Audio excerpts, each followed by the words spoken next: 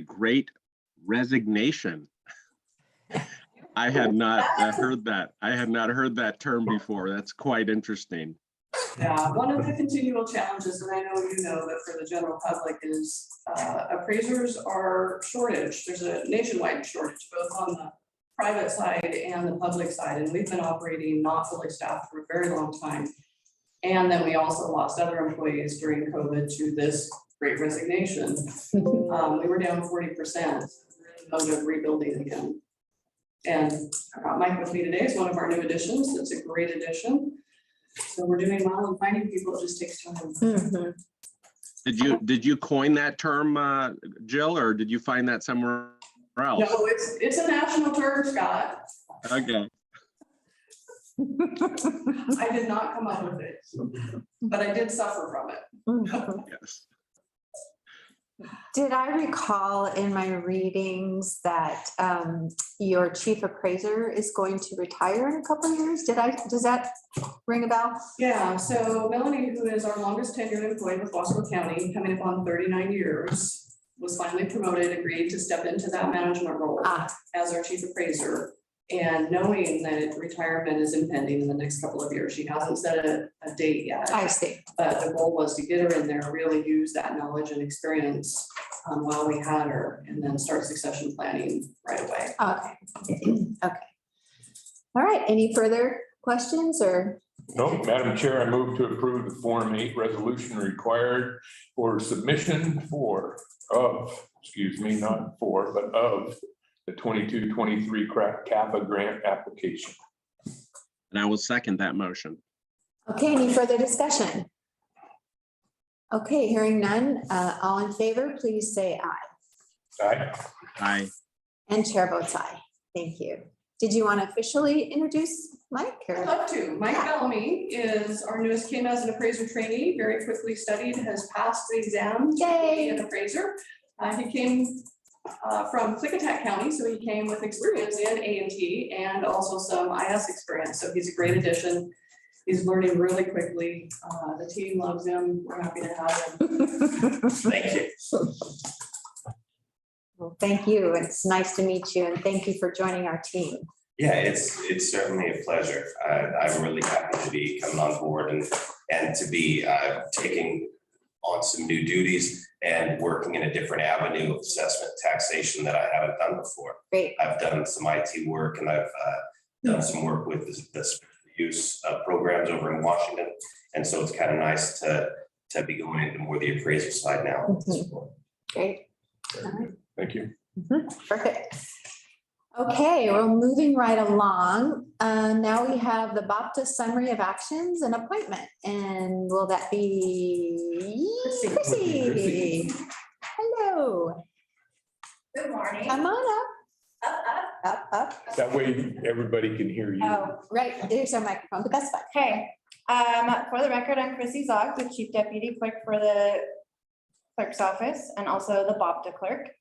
And I'm going to be summarizing our 2021 BOPTA season. So BOPTA is the Board of Property Tax Appeals, which began November of 2021 when tax statements were mailed, and will conclude in April this month of 2022 when the summary of actions is sent to the Department of Revenue. BOPTA pools were appointed on June 16th, 2021. Scott Hagee was appointed to the chairperson's pool. Cristiano, John Hutchison, Ruby Mason, Vicki Ellett were appointed to chairpersons and non-office holding pools. On October 6th, 2021, Brian Lauterbaugh was appointed to the chairperson's pool and the non-office holding pool. The BOPTA board convened on February 8th, 2022 and adjourned on March 10th, 2022. And in your packet, there's a summary of actions, and it shows that the net impact to assessed value was a reduction of $0. We had 2 accounts that were appealed. One was withdrawn, stipulated, I believe, and one was heard and it was not reduced, it was sustained. Okay. So total assessed value of net accounts before 96,340 and the same after. So there was no adjustment. Okay. No, we don't Very good. take action on that, right? It's just FYI. Just FYI. Okay, thank you. And it's really good information. Yeah. Yeah. I'd also like to thank the whole board. It was a really challenging year with the training. The Department of Revenue changed the training and it was quite the task to complete. And then John Hutchison and Vicki Ellett have resigned. So I'd like to just thank them for all their years of service. Yeah. On the board. And do they have to do the training every year? Technically every 2 years, usually assessor or not assessors, but appraisers, real estate people do it every year just as they get continued education credits for it. I see, but the actual volunteers, do they have to do it every year? No, it's every 2 years, Every 2 years, okay, unless they skip a year and then they have to start all over. okay. Wow, that's a lot. Yeah. Just another tribute to our volunteers for sure, that we have in Wasco County for sure. So I think we have an action item as well for Kathy? appointments. Question. Okay. Oh, sorry. Commissioner Hagee has a question. Oh. Well, I well, didn't, no problem. Sorry, I should have spoke up. I didn't want to, I just didn't want to miss this opportunity with Chrissy there. Obviously, at our last meeting, I think, if I'm correct, I did bring forward some comments from the BOPTA board who wanted you to know how wonderful our staff, both in our assessor's office and the clerk's office with Chrissy and Lisa.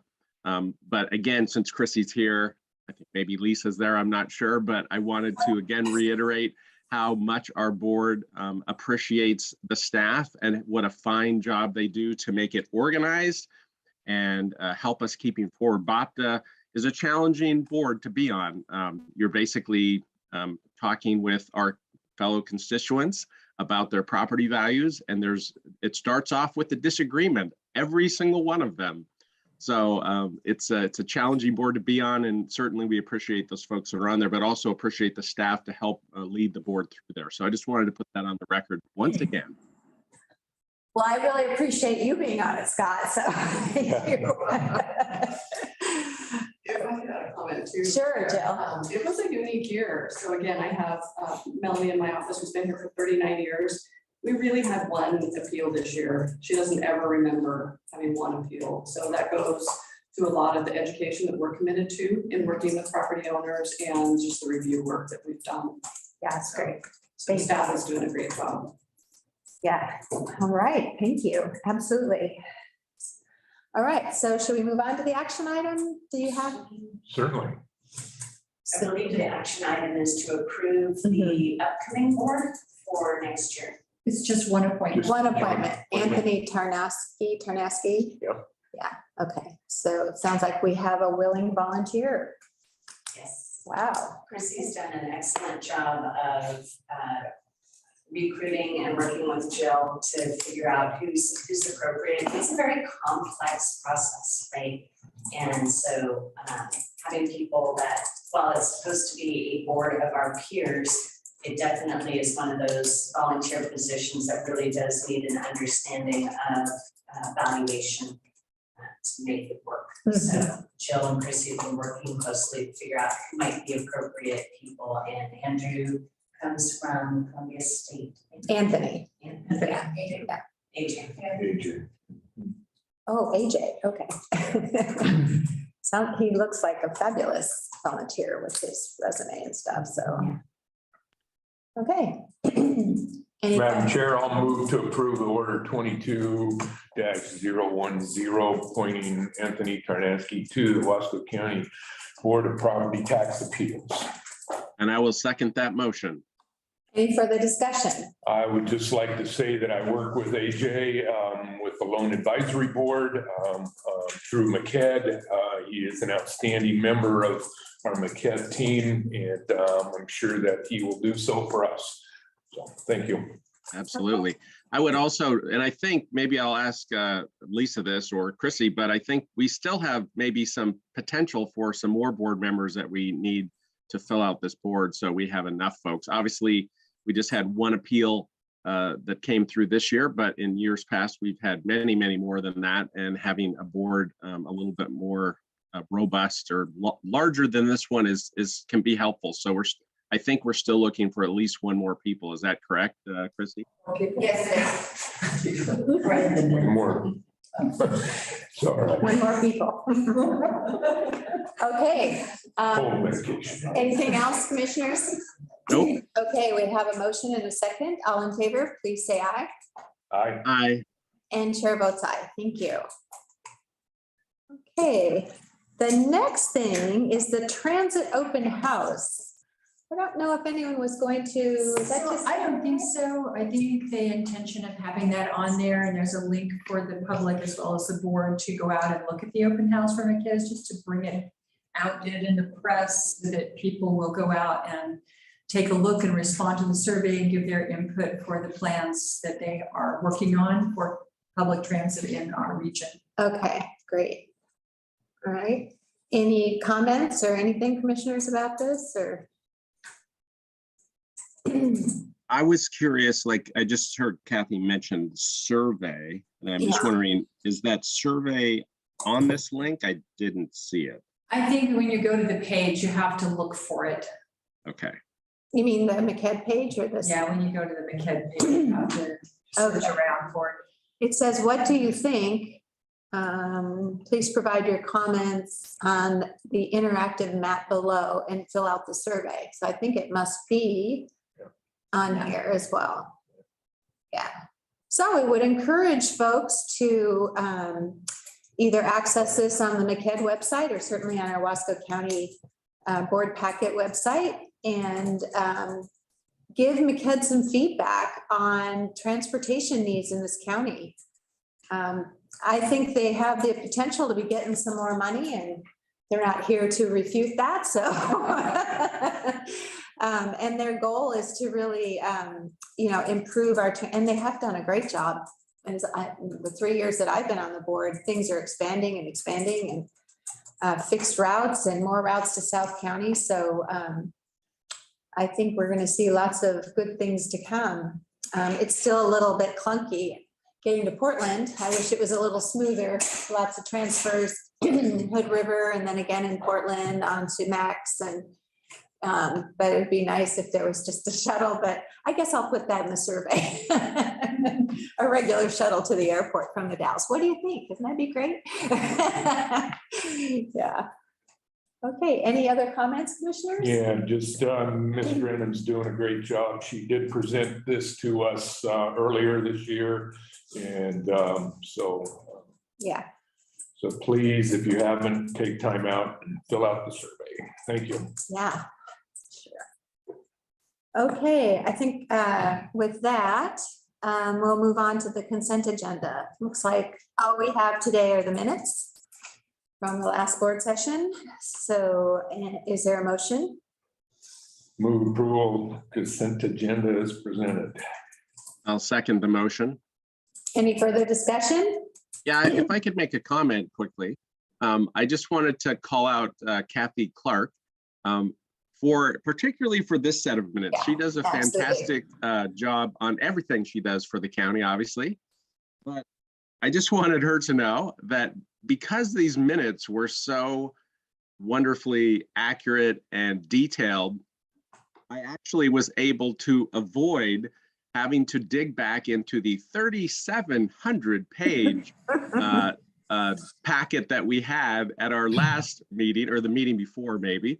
And because her minutes were so good, I actually, as I went through the minutes, it was so helpful for me kind of reviewing what happened from the land use standpoint, which is really important that all the details are there. But I just wanted to call that out and thank Kathy for that. You actually helped me out quite a bit by not requiring me to go back and dig through, although I did some, but dig through the largest packet Wasco County Commission I think has probably ever had. Thank you, Commissioner. 51 pages is a record for minutes as well. Well, is that right? That does not surprise me, but I can tell you that it was amazing to go through. It's like, oh my gosh, here's exactly what I was looking for. So thank you very much for that. You're welcome. And thank you for expressing that, Scott, because I had the very same thought when I was reading through the minutes and how you're able to collate all that information and give it back to us. It's truly a gift. And a curse. And a curse. Yeah, all right, so I believe we have a motion in a second, right? Correct. Okay, so all in favor? Aye. And chair votes aye, thank you. So at this time, I'd like to entertain any public comment from anyone in the audience, whether on Zoom or in person. If you're on Zoom, please feel free to unmute yourself and speak up and we'll call on you. Looks like we have about 18 participants on Zoom today, and we have about 1, 2, 3, 4, 5, 6, 7, 8 folks in the audience, just for the Zoom folks' information if you can't see the audience. So, hey, I'm hearing none. So we're a little bit early for our 9:30 outdoor mass gathering. So We can't start that early. correct. So I think what I'll do is, unless the commissioners have a better idea, shall we skip down to commission call? Sure. Scott? Okay, well, you need to fill up 7 minutes, Commissioner Kramer and Hagee. Come on in. Had a couple of folks join us, a couple in the audience here present, so please take a seat. Hi. Yeah, I was going to say, I hope Commissioner Kramer has good stuff for us. He just got back from Washington, D.C., so he probably has a robust report for us. Yeah, about 2.5 minutes. The floor is yours. Well, thank you, Madam Chair. Yeah, the community outreach team participated with meetings Monday, Tuesday, Wednesday, Thursday in Capitol. And we met with Senator Wyden, Senator Merkley in person, and Congressman Bentz, our Oregon congressional delegation. We all got, I think, about 17 minutes with each one of them. But then we spent 45 to an hour with their staffs. We visited with Roger's going to get me on this one. I think it's Senator Cantwell and Senator Murray and Congresswoman Herrera Butler, the staff from Washington. We didn't get to meet with them individually, but we talked a lot about what we're doing in the area and the pieces that we need to be working on. SRS, as many of us know, has been funded for 3 years, but that's temporary. And good discussion with Senator Wyden around his endowment / trust fund moving forward for the SRS counties, and conversations to move forward with that.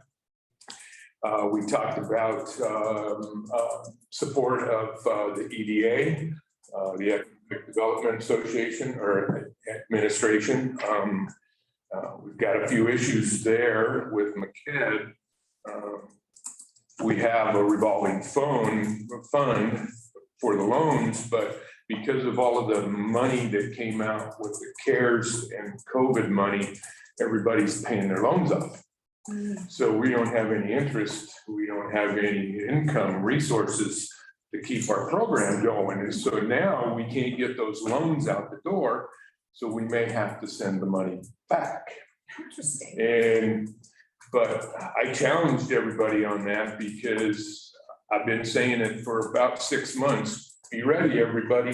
3 to 5 years, it's going to hit the fan, and we're going to be looking at cuts, and we're going to look at where we're going to be finding resources to take care of all of this stuff that we're putting into place today because of all of this fresh free money that came from the federal government. So that was a big push.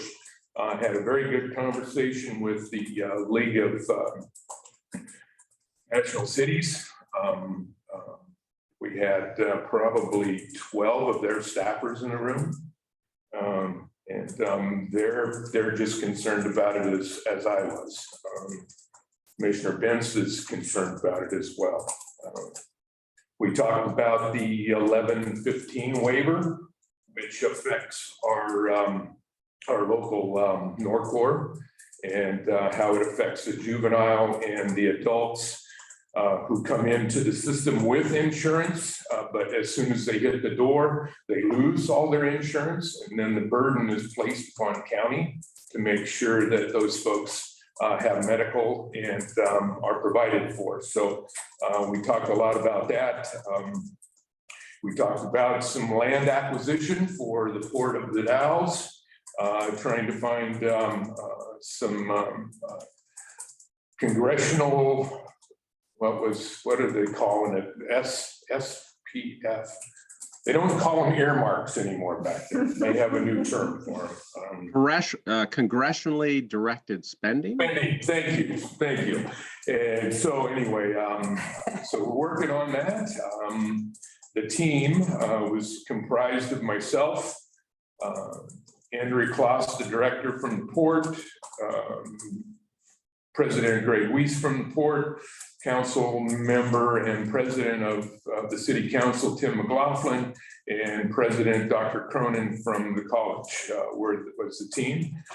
We've set a meeting up for next Tuesday, the 12th, for a debrief so that we can go over all that we've dealt with and the ideas that we tossed around and received from the folks back there, and how we can put a plan together to utilize all that information for our community. So that's pretty much it on the community outreach.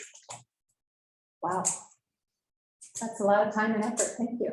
So it was interesting. It's quite a challenge to navigate.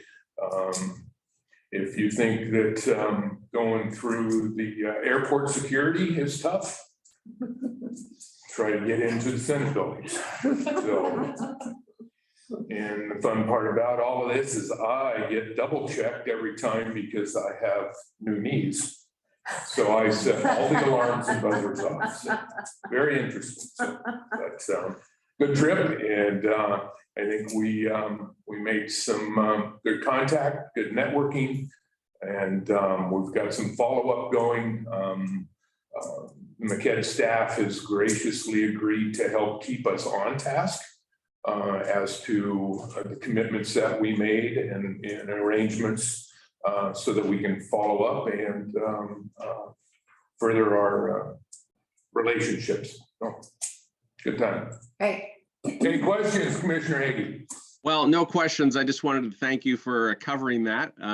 It was not a very good time for me to be back in Washington with my schedule at the time, but I appreciate you going back there. And, you know, it's interesting because I think a lot of folks sometimes don't fully understand, but, you know, having relationships directly with the federal government and directly with the state and other governments is so critical to the operation of the county. So appreciate you continuing to build those relationships and make those contacts. So thanks for doing that, Steve.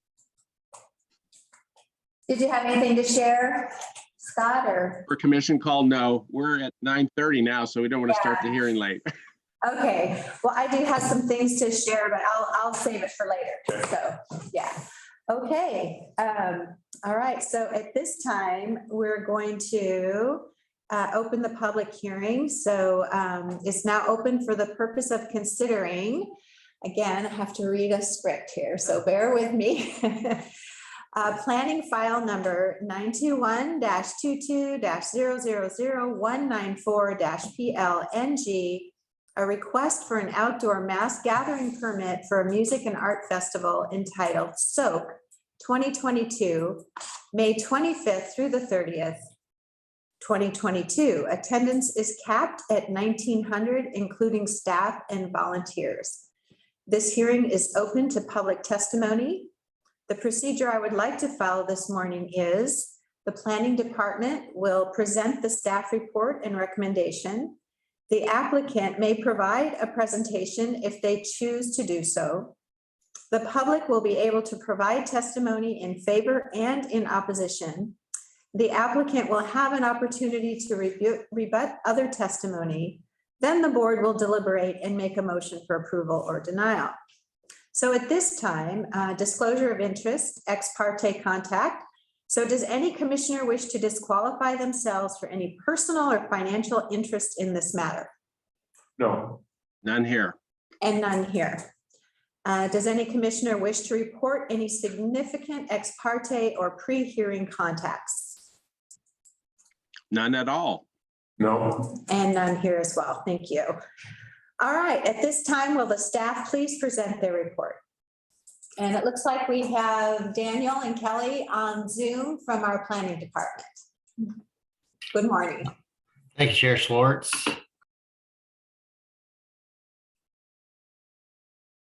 I think, are you on mute, Daniel?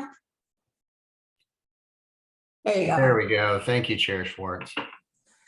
That is a mouthful, Chair Schwartz, isn't it?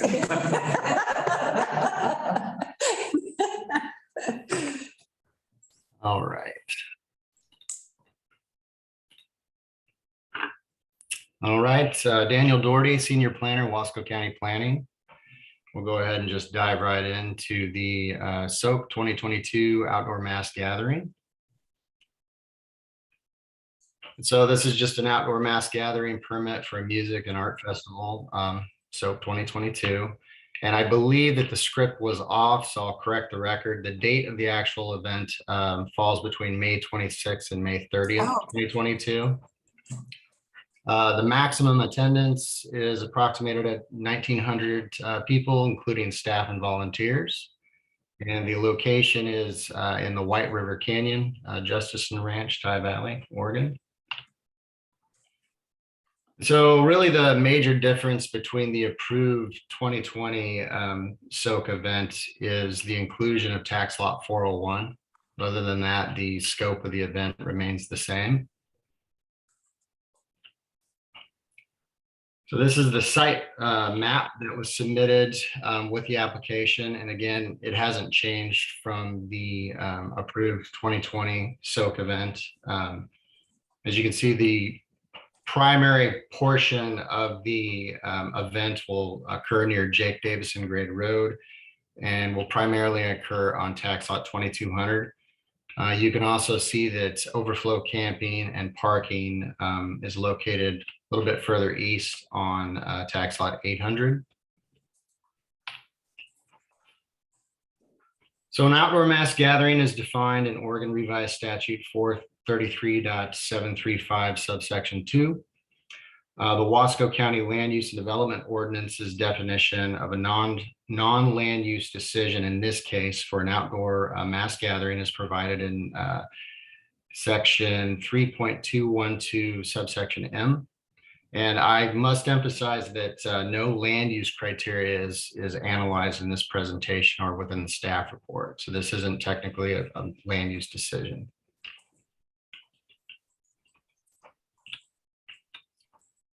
So ORS 433.750 provides for notice requirements. And in this case, on February 24th, 2022, staff sent unofficial notification to the Wasco County Sheriff, the Wasco County Public Works Department, North Central Public Health District, and the Tye Valley, Juniper Flat, and Wamak Rural Fire Protection Districts.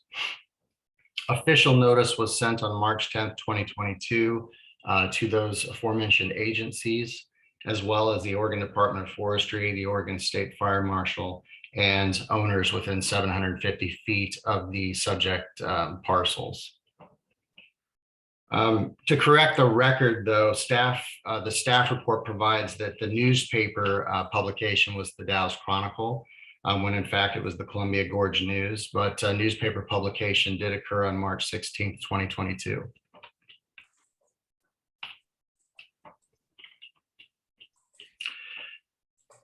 So Oregon Revised Statute 433.750 lays out the required procedure for issuing an outdoor mass gathering permit. And in this case, based upon the OMG request, the gathering does not fall into the definition of a land use request. So essentially, this means that the scope of the review is limited to the health and safety regulations, which we'll discuss in a moment.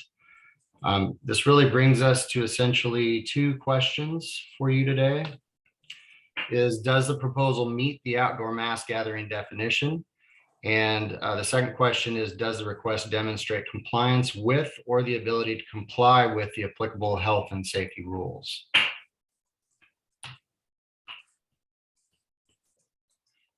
So in answering the first question, staff has determined that the scope of the request does fall within the Wasco County's definition of an outdoor mass gathering, and that's what's being requested.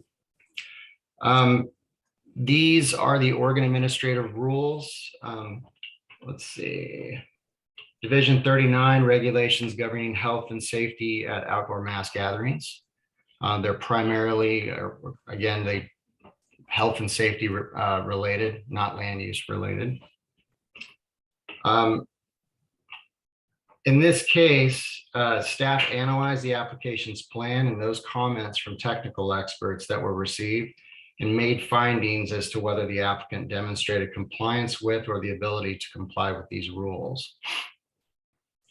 So this plan or the plan that was submitted was reviewed by technical experts. And again, it was the Wasco County Sheriff's Department regarding security and medical standards, the Tye Valley Rural Fire Protection District regarding fire safety and medical standards, the Wasco County Public Works Department regarding traffic and safety standards, and the North Central Public Health District regarding water, food, sewage safety standards, as well as many other standards provided within these Oregon administrative rules. According to the technical experts, their commentary and the responses from the applicants, the submitted plan will meet these rules. And so staff recommends approval of the application for an outdoor mass gathering subject to the conditions contained in the order dated April 6, 2022. And I open it for questions. Thank you, Daniel, for yet again an excellent report and a really thorough report in the board packet for us to help us do our work. So commissioners, do you have questions for Daniel, for staff at this time? I had one question. I'm not sure that it's really a question, but the added lot that was added to this year's event, is there something happening on that lot? I mean, from a standpoint of for this event? Not from the application. It's Okay. The application provided the subject parcels. I think it was the last page of the application, and so I included that tax lot. But from the site map and the underlying request, I couldn't determine that that specific tax lot was going to be used for this proposal. Okay, very good. Yeah, I that's what I saw as well. I just wasn't sure if I was missing something. So thanks for that answer. That was all I had in terms of questions. Thank you. Commissioner Kramer? No question. This has been a well-planned and thought out gathering, and kudos to the folks that put it on. So no questions. Just for the sake of the audience, Daniel, this event's been going on for many years, with the exception of perhaps last year? Yes, Chair, that's correct. That is correct. Yeah. Okay. All right.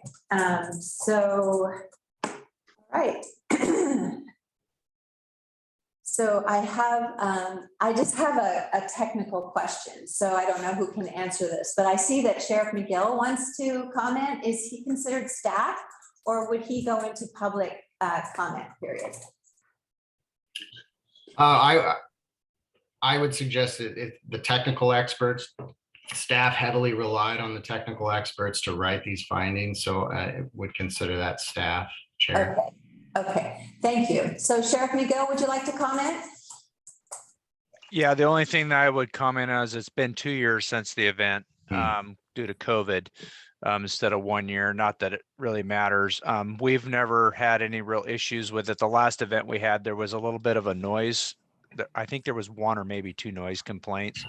But I reviewed the application this go around, and I would recommend approval as well as the planning department does.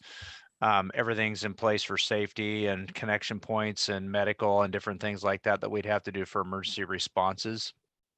The only thing that I would just make sure that is passed on to the representatives of the organization is two things that they need to be very, very aware of is this, it'll be fire season when that's going on, and be fully, just have an expectation of the fire restrictions that could be, could be enforceable from the local fire department, because it will be pretty dangerous. We're anticipating a pretty significant fire year this year. And second of all, just pay attention to the noise and stuff like that. There's no open like concerts or anything like that, like we've had to deal with in the past with other outdoor mass gatherings. And like I said, we've only received 1 or 2 complaints, but just something to be aware of, and just educate your people that are attending that, we want to make sure that the noise is kept down and stuff like that. That way you don't have to move forward with anything from a commissioner's standpoint on that end. Other than that, I would approve it if for my recommendation. So, and I have to step out. I need to make a radio show here in about 15 minutes, but I'd entertain any questions if anybody has them for me. I don't have any questions, commissioners. Thank you, Sheriff. Appreciate it. Not a problem. Okay, so I understand we have Chief LaPlante on Zoom. Would the chief like to make any comments? Yeah, my only concern, Larry already mentioned, or Lane already mentioned it, was the fire concerns, and who has the final say, whether they're going to have a fire that day or not, because the weather's changes rather rapidly off and on throughout the day. All right, thank you, Chief. And I hope that we get an opportunity to meet you other than a blank square someday. So welcome.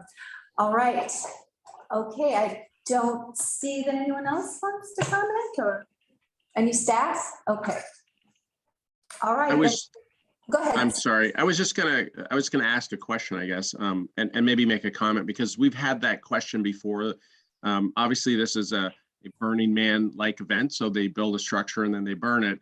And I remember, at least in past years, it was very clear that there was a protocol by which they determined whether they were going to light that or not light that. So, and I believe, if I'm correct, that the fire officials were basically at the head of that process. And Daniel probably knows more than that, but I think there is some protocol around that, determining whether they're going to burn or not burn. Is that correct, Daniel? From my understanding, Commissioner, yes. Okay. So maybe we can hear from the applicant and they can talk about that, but it seems reasonable that there's some sort of a protocol to determine like if they're going to burn and when and all that kind of stuff. Thank you. Okay, at this time, does the applicant or representative wish to present anything? And if so, please sign in and state your name for the record. My name is Jeannie Rodriguez, and I am one of the producers for Scope. Just a second. Can you hear, Scott? Can you hear the applicant? Okay, great. And just speak up a little bit for the Zoom audience. Yep. Okay, thank you. I just wanted to speak to the fire concerns. So we work closely with the Tide Valley Fire District, and they are the ones who make that call if there is going to be a fire ban. And we work closely with them. They communicate that to us, and then we call off any fire. Thank you. Would either of you want to comment on the tax lot 401 that is not in this? Looks like it's in the application, but there's no use for it that's apparent, or? I'm not sure how that got in there. We're doing everything the same that we would have done in the prior year. I don't think we have anything in that new tax lot. I don't know why that was in there. Okay. All right. All right. So commissioners, do you have questions of the applicant? No question, just comment on the fire. I think that we'll be watching fire season very, very closely. We've already had numerous fires in the south end, 216 and 197. And so we will be working with our locals. And if we are recommended to do a ban, then everybody will follow suit. So I think everybody will be in the loop on the fire issue, and that we shouldn't have any concerns. So thank you. I echo that. I really appreciate, that you are taking that very seriously. So, okay. So. And maybe, could I just interject something quickly? So on the fire thing, maybe, and I'm not exactly sure who Chief LaPlante is, but he's obviously a fire chief from south part of the county. And I'm wondering if he could maybe let us know what he feels would be an appropriate approach to the issue that he brought up. Because I think that maybe right here, if we could just get some agreement on what the protocol is going to be amongst the parties here, that would probably be a good thing. Just a comment to that, isn't there a protocol in the actual application, Daniel? That's, as I recall, seeing a specific protocol in the application, or did I have another dream or? No, I believe there is, Chair. I do. Yeah. From memory, yes. And, okay. I mean, the producers have had this event many years. So this isn't necessarily the first time that fire safety has been brought up, or the issue of the final effigy burning has come up as well. So. Yeah, that's for sure. I just want to, I mean, if it is in there, I think if we could just have some clarity about what that is, that would be helpful, given the fact that the chief seems to have some concerns there. I think that would be potentially good. Hi, my name. Well, excuse me. We have a raised hand by someone by the name of Casey. Are you an applicant? Mm-hmm. Yes, okay. So Tacey, would you like to make comment at this time? Yeah, hi, Tacey Brotherton, and I'm a soap producer, and I've been a soap producer for since 2018. And so I can speak to exactly what we do on site. Each time we run this, we do the burns. So we invite Tye Valley Fire on site to bring their fire truck.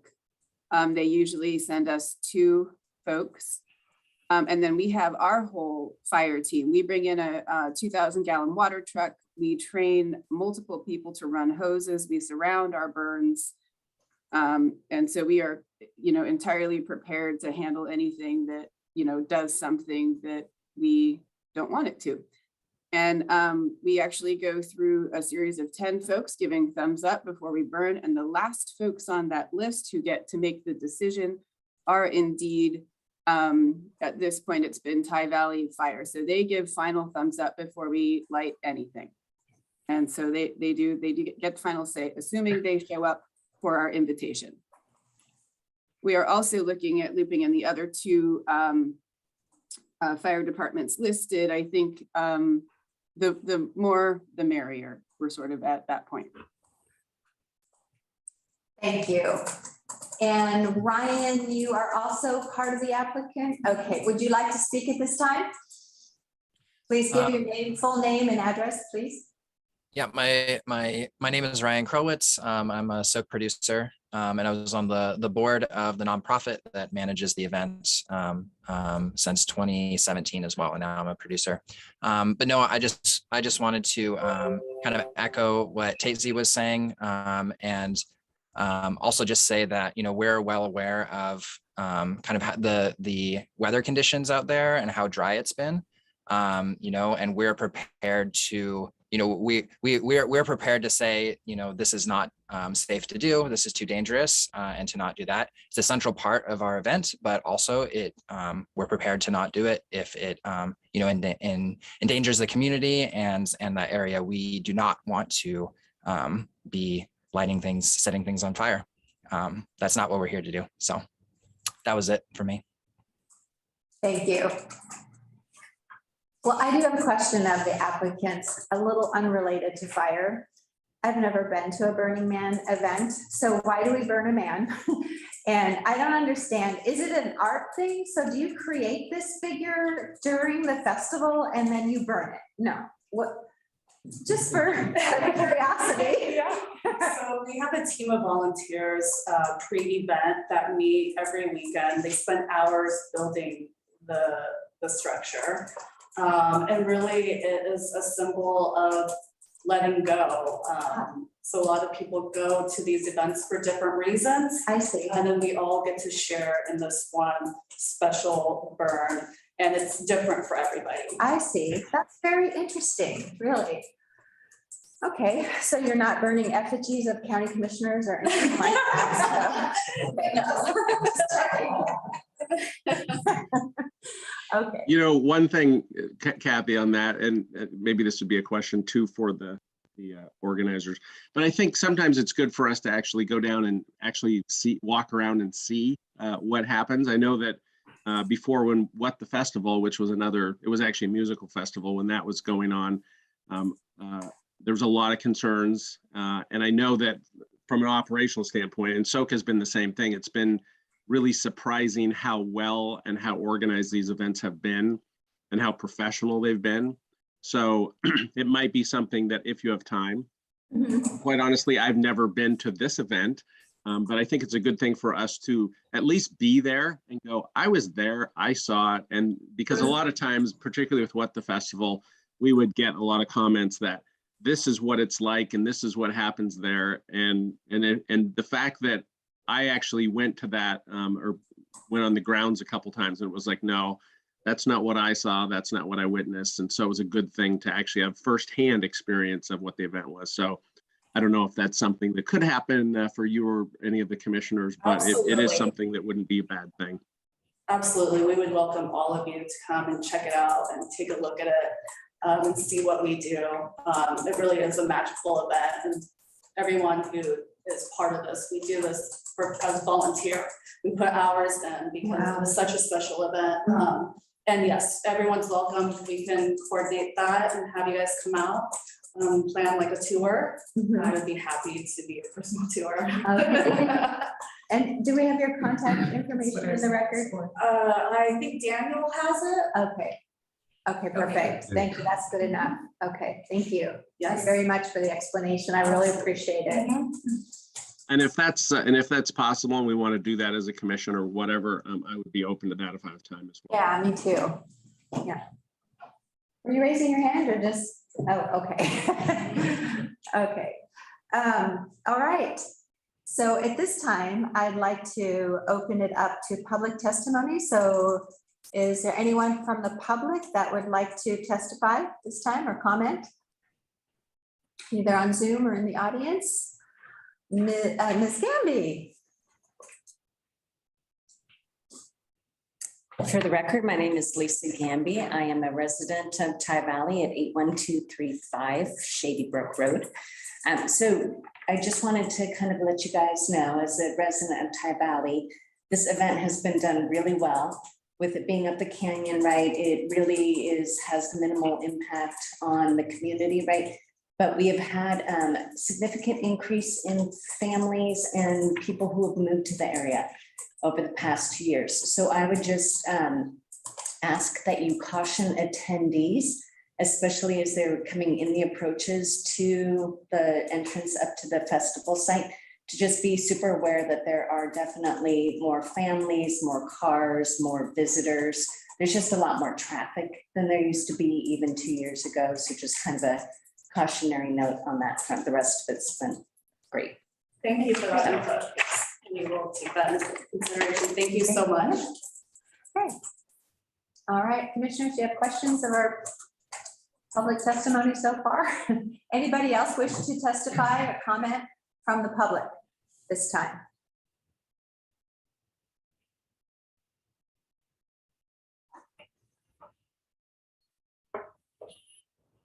Are they trying to unmute there, do you think? No? Okay. All right, not seeing or hearing any. So any final comments, commissioners? No? Scott? No? Nothing here. I have a final comment, actually, something I remembered. This is Ryan, one of the producers. As far, Lane McGill brought up the noise complaint. I believe we had one noise complaint in 2018. And I just wanted to reiterate, and I told him in an email, but just reiterate to everyone that, we took that complaint seriously, and we've changed we've added to our sound policy and procedures to keep that from happening in the future. So we're going to have people on top of the different zones that we have, and the the amount of noise that each area can make at a certain time. We're also going to be down at the base of the road, listening and making sure that the sound is not going down there. So I just wanted to add that as well, to kind of address the one noise complaint we had from the last hearing. Thank you, Ryan. Appreciate that. That was actually also well outlined in our board packet. So thank you. Okay. So at this time, Ryan jumped the gun just a little bit, but any rebut on the public testimony from the applicant? Okay. So there being no further testimony, I'm going to close the public testimony portion of the hearing at this time. And we'll just open it up for deliberations of the board. So what say you, commissioners? Madam Chair, I have no further comment or question. Nor do I. Nor do I. So would anyone like to make a motion at this time? So, Madam Chair, I'll move to approve the application for the outdoor mass gathering and accept the proposed conditions and findings contained in the staff report. And I'll second that motion. Any further discussion? No discussion. I just would comment again for the record that I appreciate the folks here, the people that are putting this on. I appreciate the professional way and the really organized way that you do this. It's commendable for doing that, because a lot of times these kind of events, and I think that's why our public oftentimes has concerns that, these crazy music events, these people are not responsible. And that's not at all what I've seen from your organization. A lot of professionals involved in a very organized thing. So on behalf of me, and I think the county, appreciate, the effort that you put into putting this on and making it professional and listening to us and making changes as necessary to make sure the event is, a good event for you and also doesn't create problems for the community. So thank you. Great. So it sounds like we have a motion for approval and a second. So all in favor, please say aye. Aye. Aye. And chair votes aye. Congratulations and have a wonderful event. Thank you. Great.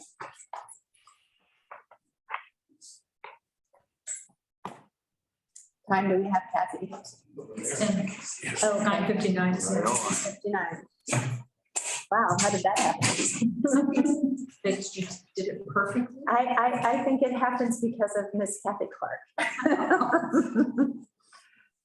Having some experience of how long these things generally take, right? New script. A new script. We're going to have some more fun now. So I've got more reading to do. So let's see. All right. So we are now going to resume the quasi judicial remand hearing on agenda item 921-18-000086-PLNG, a request for approval for the following. 1, comprehensive plan map amendment, change a legal parcel designated forestry to forest farm. 2, exception to statewide planning goal 4, forest lands. And 3, a zone change a legal parcel zoned forest F2, zone to forest farm FF10, zone non-resource removed from resource zone protections. As a reminder, the evidence record is closed. Disclosure of interest. Does any commissioner wish to disqualify themselves for any personal or financial interest in this matter? No, none here. And chair has none either. And does a commissioner wish to report any ex parte contacts? Nope. So I was gonna note for the record, so after the last meeting and before this one, I did get a direct call from Dave Rogers, who was one of the commenters at the last, and he called me frustrated with this whole issue of the information that was turned in at 11:30 the night before our last meeting, and he was indicating that displeasure and indicating that that was shouldn't be information taken into record. And I just reiterated the same thing that happened in the meeting. Was we asked our staff, they said no, the record was still open and that was admissible, as frustrating as it might be. So that was the contact I had, cut off the contact at that point, and that was it. But just for the record, that did happen. Thank you. And Chair has had no contact whatsoever. So, okay, then at this time, will the staff please present their report? Thank you, Chair.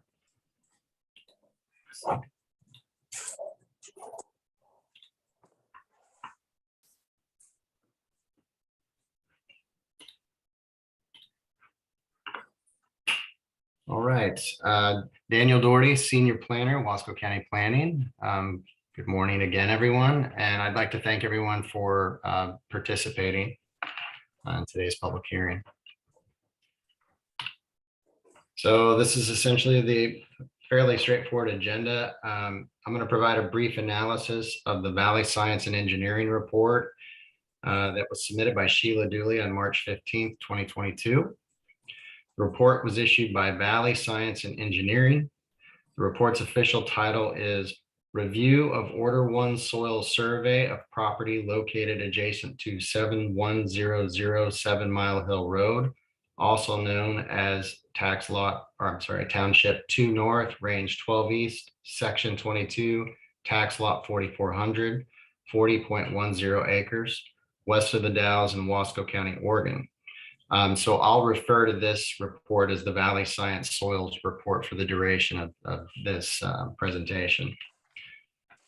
The second item, we're just going to circle back around to the actual scope of this hearing, the applicable rules, which are OAR 660-004-0025 and OAR 660-004-0028. And then I'll open it up for questions. All right.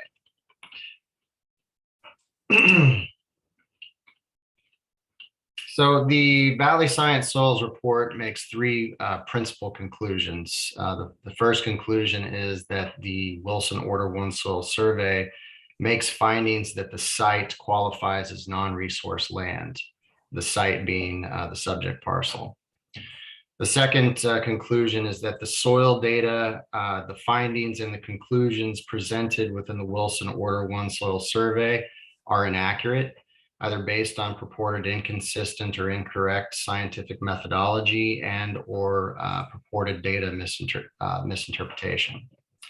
The third conclusion made is that because of the inaccurate data within the Wilson Order 1 Soil Survey, the site does not satisfy the criteria in Oregon Administrative Rules 660-033-0030, subsection 5CA for conversion to a non-resource plan designation and zone. And so I'm just going to go ahead and tackle each conclusion in order. So the first conclusion is that the Valley Science Soils Report provides that, quote, Valley was unable to confirm the report's findings that the site qualifies as a non-resource land, end quote. That can be found in the Valley Science Soils Report, page 1. Staff reviewed the Wilson Order 1 Soil Survey and specifically the summary and conclusion section of the report, and found no reference where a conclusion is made that the subject parcel qualifies as non-resource land. Now, staff cannot confirm that the terms resource land and non-resource land are commonly used nomenclature regarding findings and conclusions within Order 1 soil surveys. It is clear, however, that the Wilson Order 1 soil survey specifically addresses the soil class, soil type, suitability, and the percentage of soil types and classes discovered on the subject parcel, and does not posit that the site qualifies as non-resource land. Now, again, staff reviewed the Order 1 soil survey to see if, in fact, there was a conclusion or specific finding made that the site, the subject parcel, qualifies as non-resource land, and I was unable to locate that finding or that conclusion. But I am open to a contradictory finding if somebody specifically found that within the Order 1 soil survey.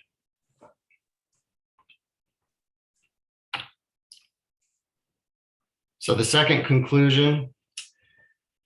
So both the Valley Science Soils Report and the Wilson Order 1 Soil Survey were drafted by DLCD approved, Department of Land Conservation and Development, DLCD approved professional soil classifiers. The Valley Science Soils Report was drafted by soil scientist Brian T. Raby, certified professional soil scientist, and Michael S. Sowers, again, a certified professional soil scientist. The Wilson Order 1 Soil Survey was drafted by Gary Kitzrow, certified professional soil classifier, certified professional soil scientist, and principal soil taxonomist.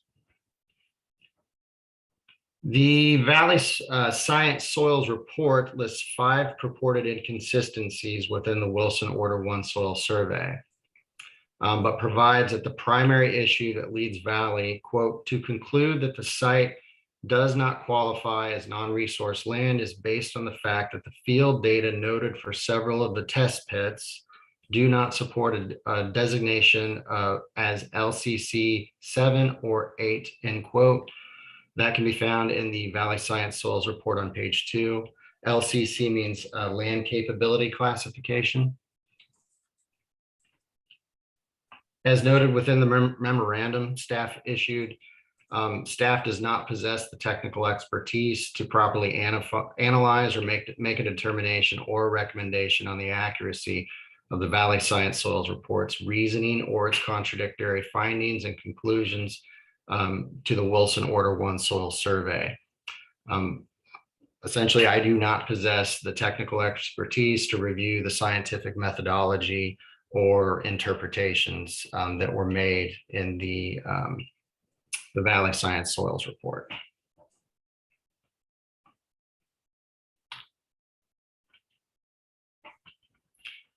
So in order to address the third conclusion, staff reviewed Oregon Administrative Rules 660-033-0030 subsections 5A, 5B, and 5CA, as well as Oregon Administrative Rule 660-033 or 033-045. So Chapter 660, Division 33, Agricultural Land, Section 0030, identifying agricultural land, subsections 5A, 5B, and 5CA essentially allow a party to utilize more detailed soil data than what is provided for in the Natural Resources Conservation Services Order 3 Soil Survey. And in order to do this, it requires that a DLCD approved professional soil classer be utilized and that the soil assessment be reviewed for completeness by DLCD.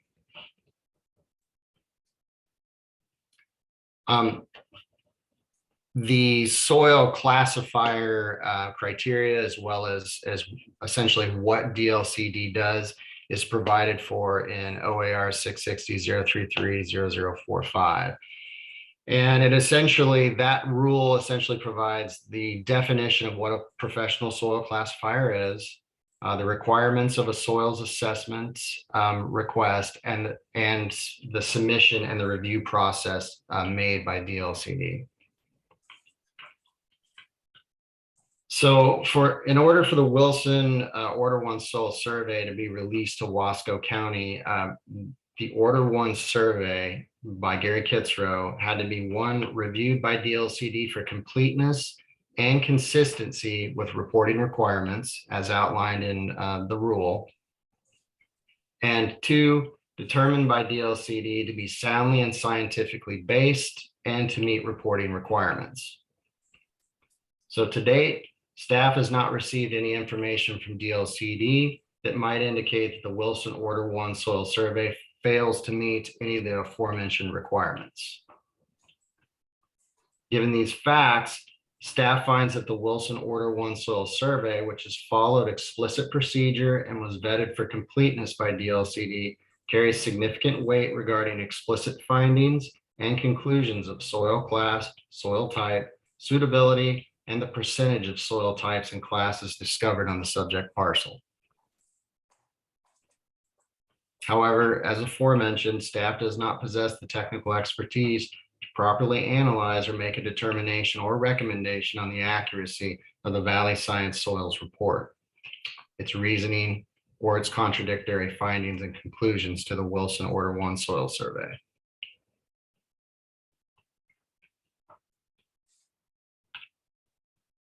So to circle back around to the scope of this hearing, I want to just provide what rules we're looking for with regards to this request.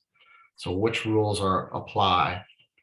OAR 660-004-0025, exception requirements for land physically developed to other uses. In a nutshell, this rule requires that a determination that the property is physically developed to the extent that it is no longer available for forestry uses. So this is essentially a binary standard. It is land is either it's physically developed to the point that forestry uses are impossible or it is not. It's either a yes or no standard. It's a demanding standard because it requires the applicant demonstrate that the physical development and only the physical development on the subject parcel has made resource use no longer available or impossible. The second rule, OAR 660-004-0028, exception requirements for land irrevocably committed to other uses, is more nuanced. So we know that the impracticable standard is a demanding one. So it is a very demanding standard to meet. We know that the focal point of analysis of an irrevocably committed exception is the relationship between the exception area and the adjacent lands. However, the analysis must also consider the activities and availability for resource use on the subject parcel itself. And then finally, the applicant must provide facts that really illustrate how uses on adjacent lands and the exception area render resource use on the subject parcel impracticable. So again, this is this test is a little bit more gray, in fact, a lot more gray than the physical development exception test. And so I want to reiterate that soil data on the subject parcel is but only really one piece of a broader test where the primary focus must be placed on the relationship between the subject parcel and adjacent lands. This doesn't exclude analysis of the circumstances on the subject parcel, but the primary focus is that relationship between the adjacent lands and the subject parcel. And it's also vital to understand that the impracticability standard, it's a demanding standard, but it's not an impossible standard. There is an explicit difference between impossible and practicable. So in this case, we've reviewed many facts, many circumstances surrounding this issue. And again, soils is only one of those issues. So with that, I will go ahead and open it up for questions. Okay, so at this time, thank you, Daniel. Thank you. Does any of the commissioners have any questions of staff? Not at this time, thank you. Commissioner Hagee? Yeah, I don't think so. I gotta say, well, first of all, I would say that, our staff, our consultants, everybody involved in this, including the applicants and the folks that are appealing. I mean, the tremendous amount of information and effort that's gone into this.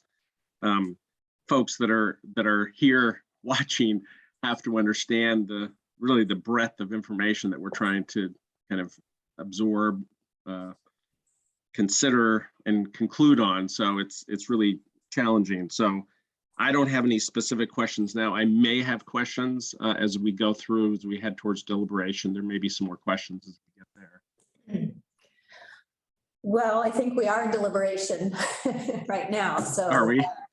Yeah, so this is our time to deliberate and talk, right? So do you don't have any specific questions for staff, right? So any comments or anything? Yeah, I mean, I think that, at some point, I'm guess I would want to walk through kind of what I've been thinking and what I've been viewing. I don't know what time, is that now? Well, I think maybe I will ask the two of you, should we start with the first OAR 66004-0025 and deliberate about that one first, perhaps, which is the one that talks about physical development that actually makes it no longer possible to do forestry or resource. Shall we start there to deliberate?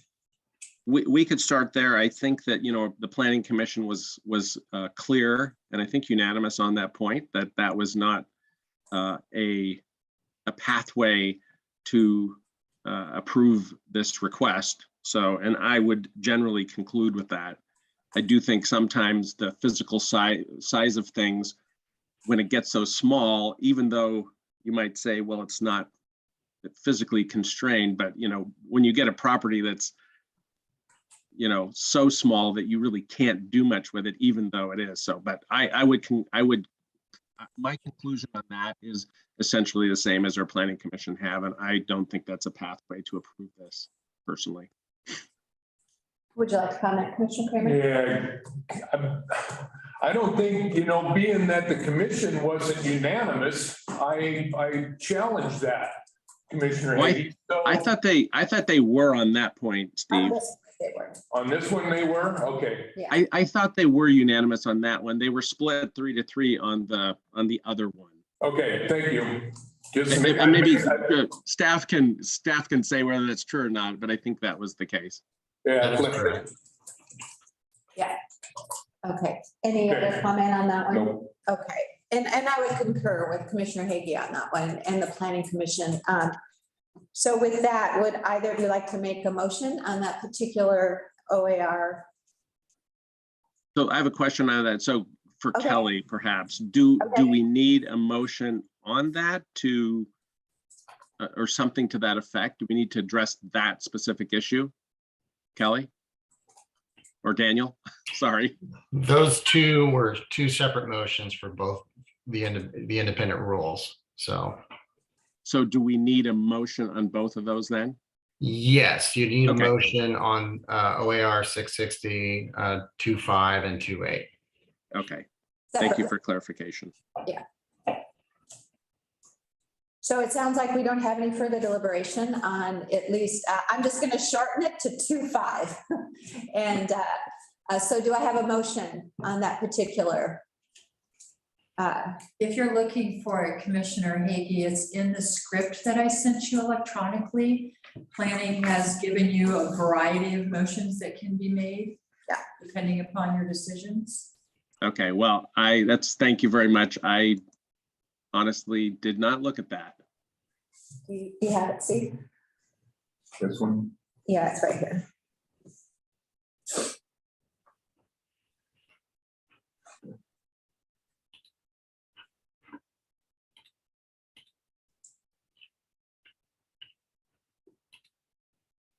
Yeah, I didn't look at these either, so. I'm happy to do it. So, yeah, go You ahead. want to take a minute? Whatever you want to do. All right, well, I'm going to go ahead and make a motion that we deny with amended conditions and findings based upon amended findings of fact and conclusions of law, deny this request for a zone change, goal exception, and comprehensive plan amendment under OAR 660-004-0025, exception requirements for land physically developed to other uses. Do I have a second? I will second the motion for discussion, and then I want some clarification. All right, go ahead. So I'm now open at that. I apologize. I didn't realize these were, I looked at the scripts quickly, but because you're the chair, I'm like, well, Kathy's got to do the scripts, you know. I'm taking charge. If she doesn't show up, I'll have to pull them out, and, you know, I'll be the third person on the list to have to do this. But so I didn't look at this, so I apologize for that. I just want to make sure this, and this is a question for Daniel. So the motion's been made and seconded to deny it based on this exception, but it does not mean that we could not deny or approve the other exception one. If we approve this one, it doesn't mean we're not accepting. Is that correct? That's correct, Commissioner. Okay, thank you. That was the clarification. And I would ask a question just for complete and total clarification. So if we deny this one, but we approve the second one, then the rezone can happen, correct? That is correct, Chair. Okay, okay.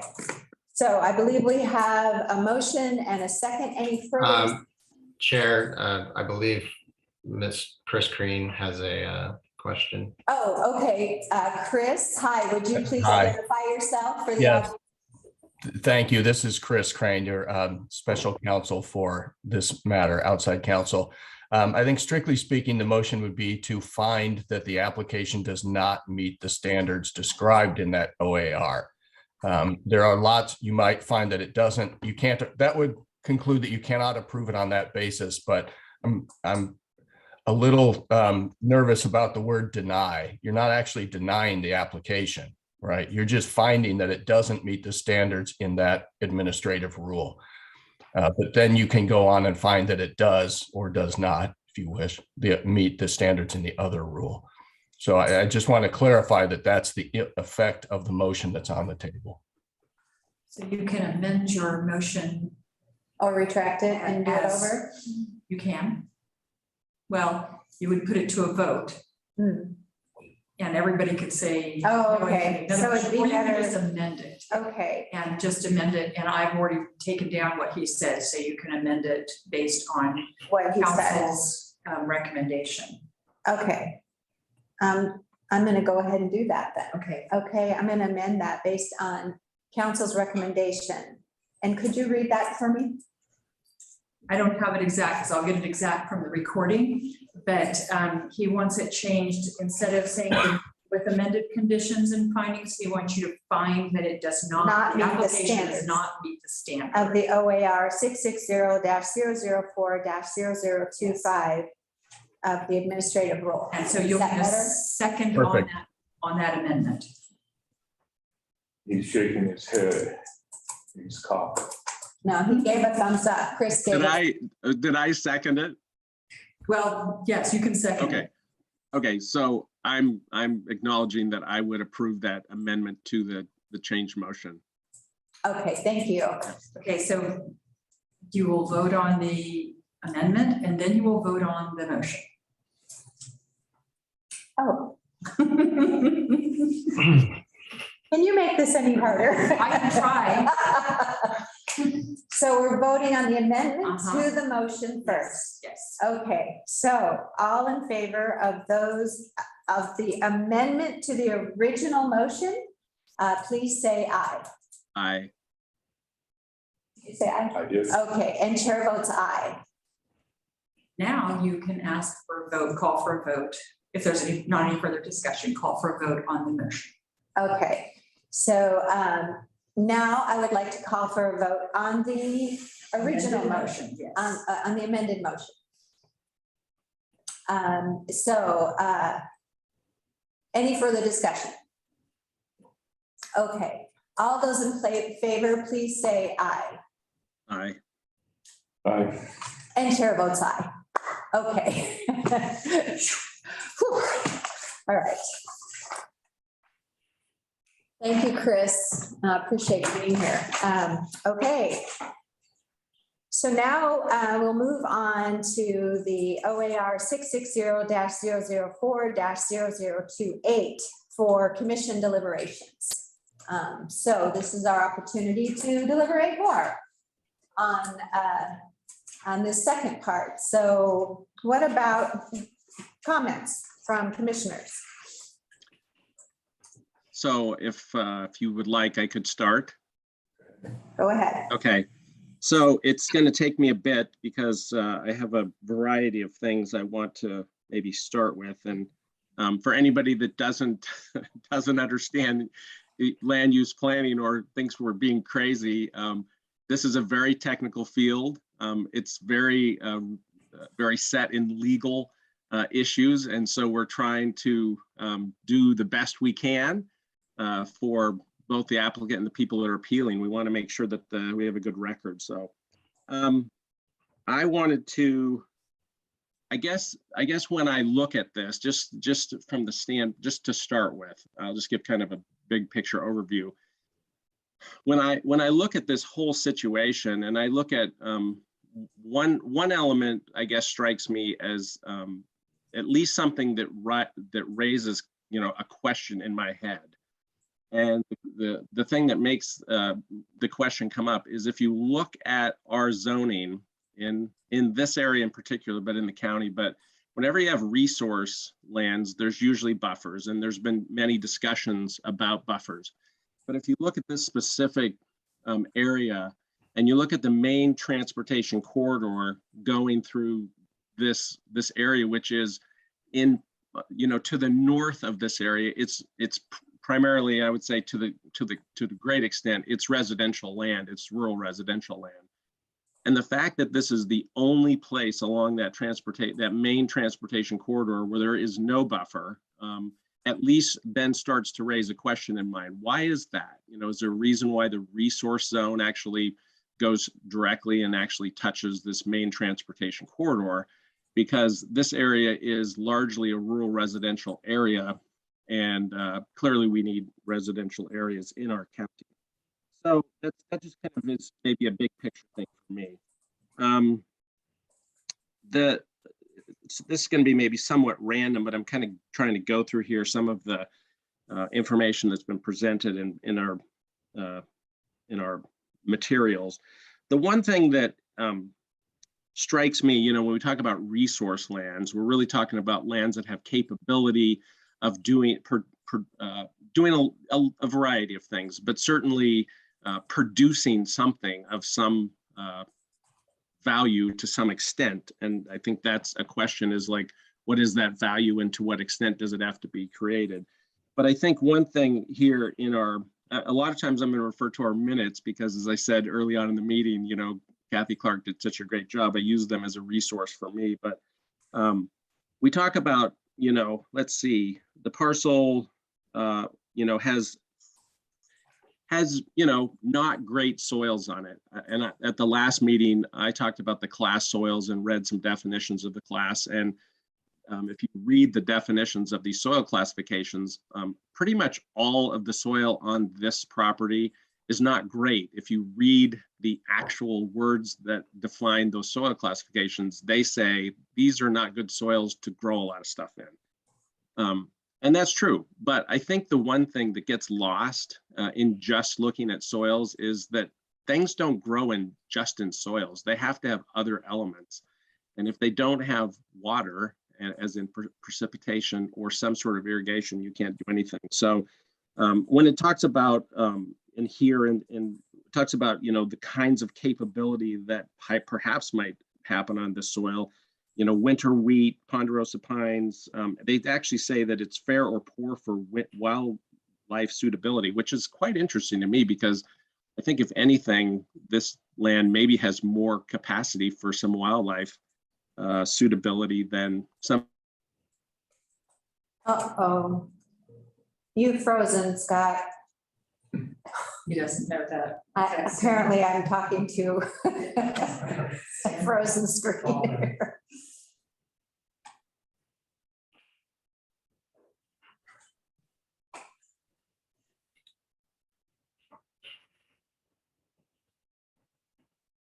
Sign that says you're frozen. Kathy's texting him. I did log off and log back in. We just have to be patient. Ah.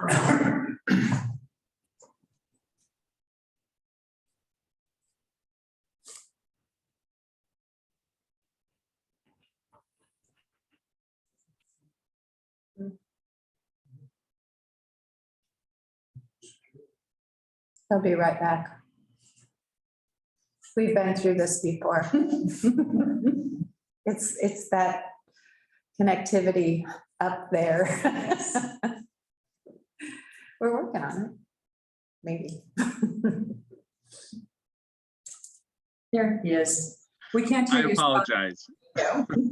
I'm sorry. This is why Q Life is trying to work to improve broadband access to our entire county.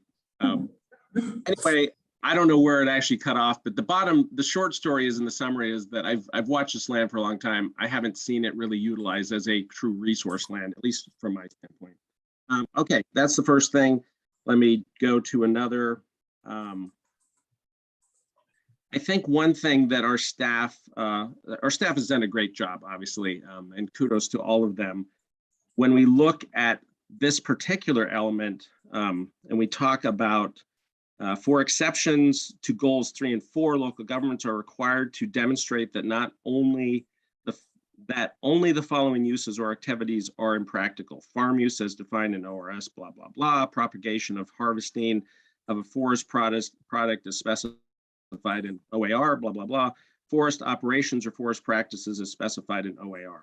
So again, to folks watching this, I mean, the extensive connections between all of the Oregon administrative rules and Oregon revised statutes, which are the laws. I mean, all of this plays into it, but I think our staff, Daniel has, the statement that he made, I think, is something that resonates with me. Mr. Doherty, this was in the minutes, Mr. Doherty explained that resource use is impractical due to a combination of reasons. Diminished overall soil capacity, and that was addressed by the soil, and which was good. It was additional information, the soil testing that the applicant provided. That was, I think, a good piece of information.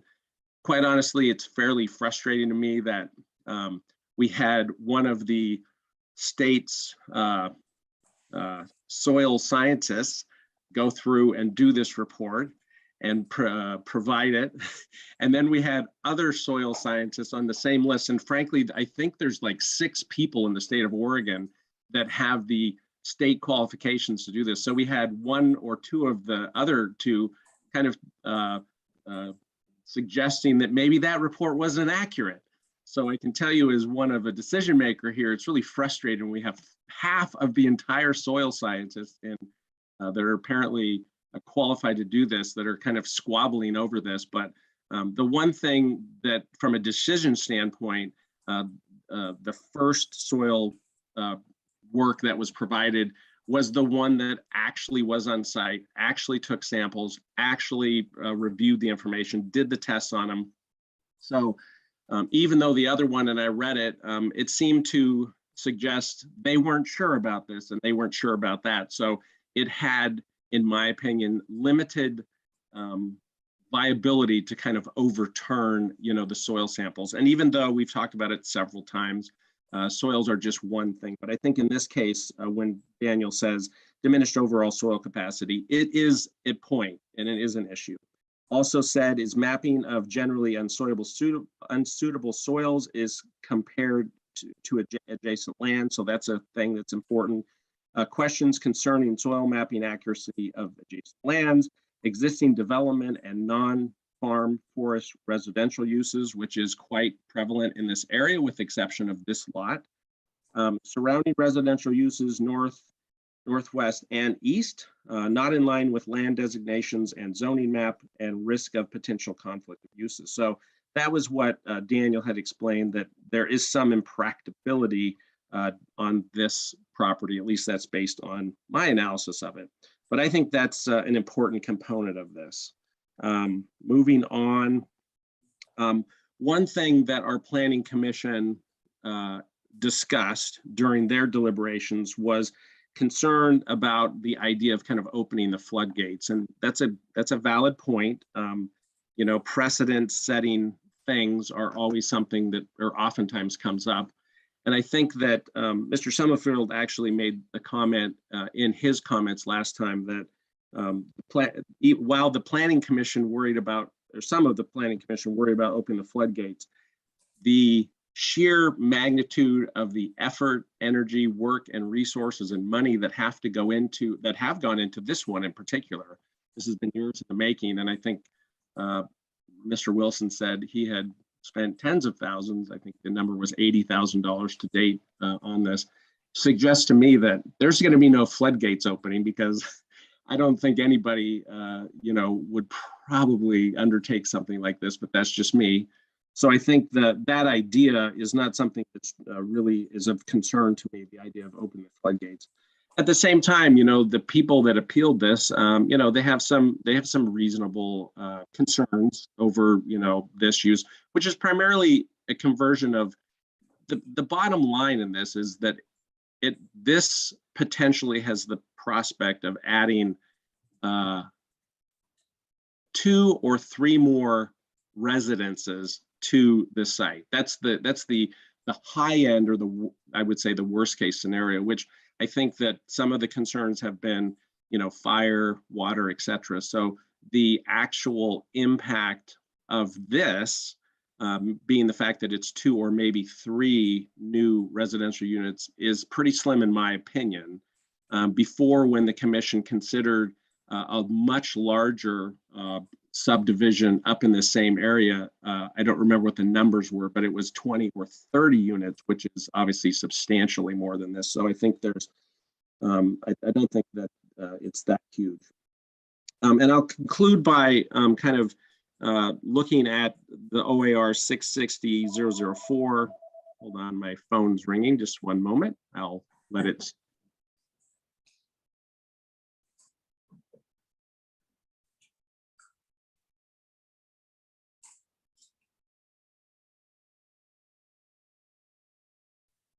All right, I apologize. It's still ringing. 004-028, which is the exception requirements for land irrevocably committed to other uses. So in that, it goes through, talks about irrevocably committed exception must provide facts that illustrate how uses on adjacent lands and the subject parcel render resource use on the exception area as impractical. And as Daniel said, it's not impossible, it's impractical. And while it's a very high standard, and I think that's at the key of all of this, because it's going to be somewhat subjective as to whether somebody determines whether it is impractical or not. To me, at the end of my conclusion, when I come to that, the impractical items to me are soil suitability. And I mentioned that already, but I think that, the soil survey said there was 50 point whatever, there was just barely over half of the soil was determined to be not suitable for these kind of things. That means almost half the soil is suitable. So it's a pretty high one. The other thing that I think that's important to note, and it hasn't really been noted, and I think that in some extent, maybe LCDC or DLCD maybe doesn't really take this into consideration, but natural precipitation is a key element of growing anything.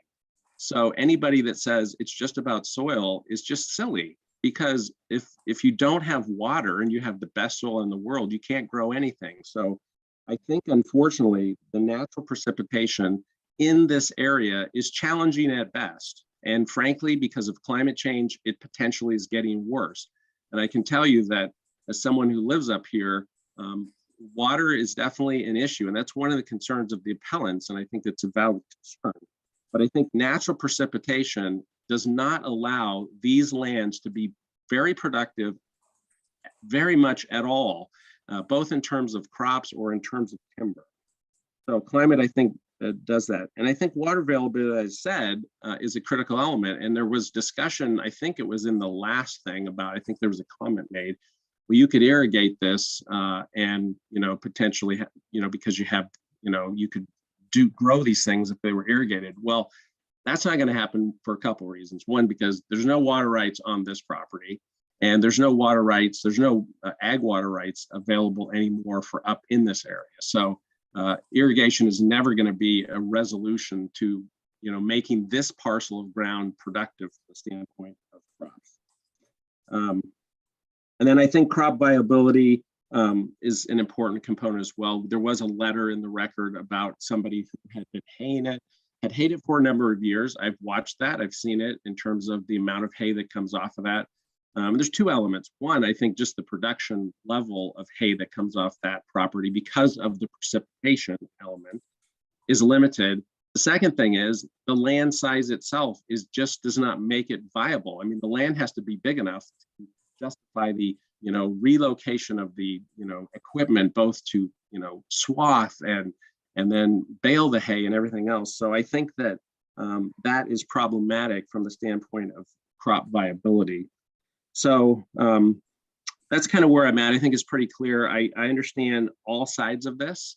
I understand that everybody believes, I think that this is a very kind of tenuous thing, it could go either way. But I think from my standpoint, I think a big thing is it's the only parcel that abuts the main transportation route that's not a buffer, that is only resource land touching it. And I think everything else that I've stated suggests to me that there is reasonable justification to say that there's some exception requirements for land irrevocably committed to other uses, even though it's a very difficult and high standard to meet. That's kind of where my head is right now. And I apologize to be so lengthy, but obviously we've spent a long time, reviewing documents and everything else. And, I understand both sides. I understand the passion on both sides. The end of it too is that, this is not a huge issue, I don't think, either way for the county. I think, provides a little bit of potential residential land. At the same time, I don't think it has a lot of detriment in, both water or fire issues. So with that, I will stop commenting for now. Sorry. Thank you, Scott. Wow. Thank you, Chair. Thank you, Commissioner Hagee. Quite in depth. I don't think there's much I can add to. I think your detail to that, I think I'll go to the broad picture, the broad scope. And I will state that I think that the political side of things, our state land use is outdated and needs updated. And our population is growing. And we're going to continue to grow. We're going to continue to need places for people to live. And I don't need any more crap out of the audience. Thank you very much. And it's, I think that you've stated it well, and our staff has done a great job. And I'm really disappointed that this has come down to a neighbor versus neighbor. And I can and you can't type of issue. And I'm really dissatisfied with that. And I think that there is another player in this that's not sitting at the table. And I'm disappointed in that as well. So thank you for the time, Madam Chair. A question? The other player that's not at the table?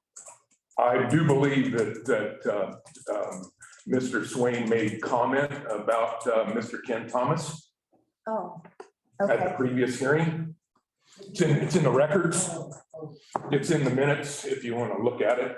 So anyway, I do believe that there's potential here that is not being brought out. So.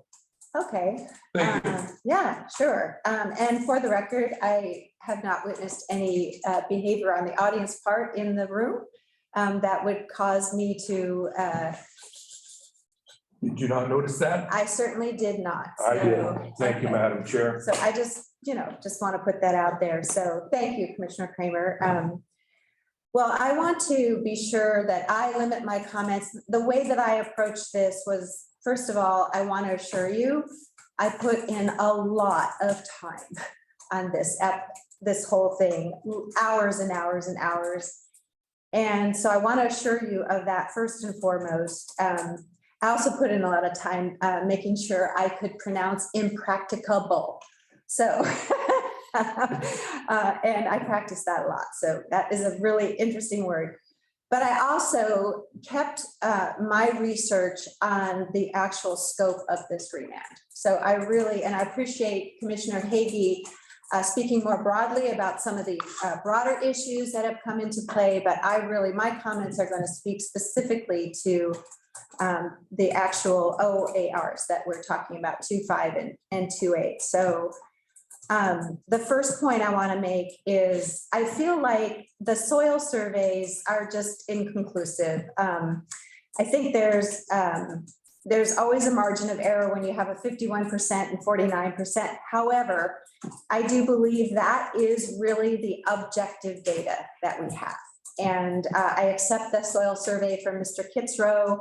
It is the one that DLCD approved.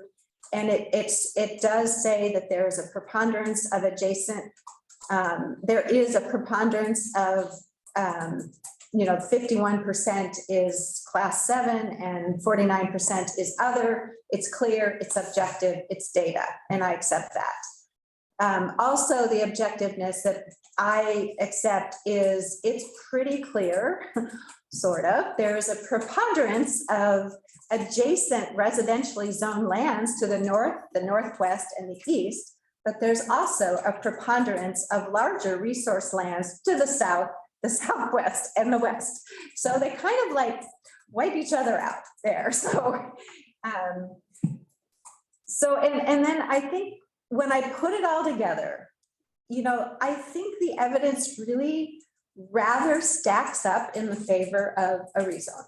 I mean, I think the staff did a really good job of pointing out both objective and subjective information, and some hypothetical was thrown in there as well. But things like the diminished soil capacity, the existing development that already exists, the surrounding residential uses, the buffers that exist on all the properties except this one. It clearly, when you look at the map, it's pretty objectively clear what surrounds this property, a lot of purple. And and I think the hypothetical around the risk of potential conflicts, that's completely real. I mean, I live in the country. My neighbor started running cows next door to me. That was a real conflict for me because I have a beautiful garden and one cow going through one fence would ruin all of that. So it may be hypothetical, but I get it. So I just wanted to throw that out there. My next point is in the consideration of the contiguous ownerships of the land in relation to the land's actual uses. I mean, this is really a difficult one. I mean, it really is, but the objective data is the soil survey to the 40 acres that we're talking about is clear. And the soil survey that we have for the 69 acres from the USDA is objective data. And so there you have it. So really, at the end of the day, I'm not an attorney, I'm not a judge in a court of law. And I've taken the information and tried to determine what any reasonable person would agree to. And I think any reasonable person would agree that this is not an easy decision. It's not black and white. And I don't think that the law helps us, or the things that are put out by LUBA has helped us very much in being really clear for us. So therefore, I'm going to weigh heavier on the objective data presented versus the subjective, and I'm inclined to give the landowner the benefit of the doubt. I don't want to sit here and make things more difficult for landowners than they already are. The law allows for landowners to ask for an exception, and even though both sides have presented excellent arguments, I am inclined to vote in favor of Mr. Wilson's application for those reasons. So, All right, any further discussion or deliberation? No, I appreciate those comments. You made some very good points as well, and I would agree. You know, I don't think most folks that are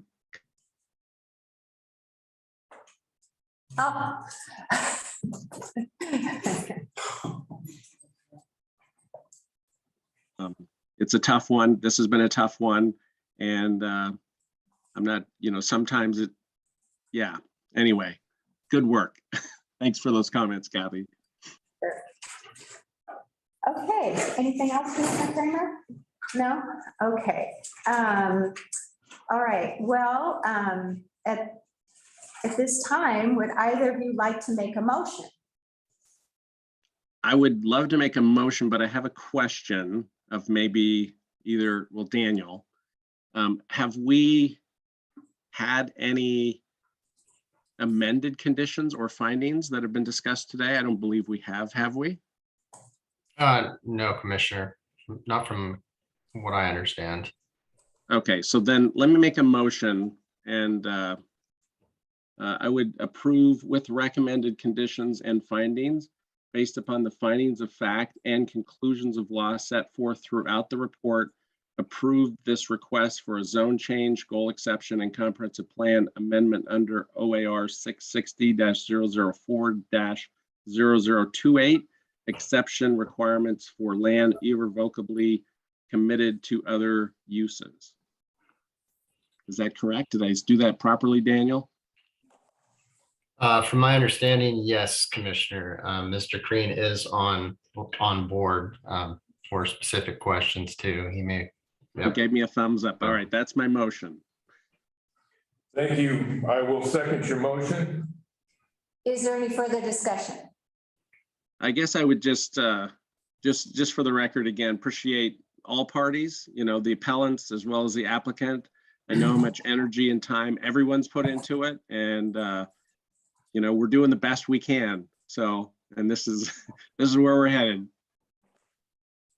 And final on me too, Chair. Thank you. I do certainly hope that this is the end of this, but I doubt that it is.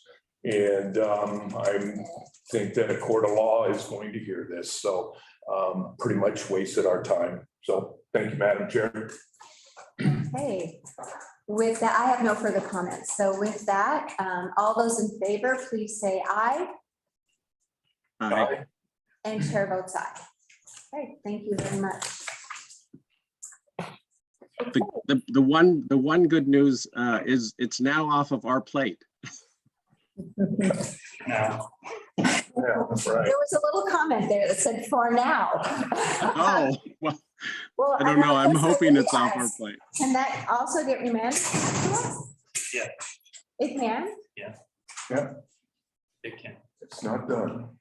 We've got a long way to go. Thank you. Go on. I know that was a lot. Thank you. It was tough. Yeah. Okay, I think. Just formally close the meeting. Oh, yes, thank you, ma'am. Yes, yes, yes. Okay.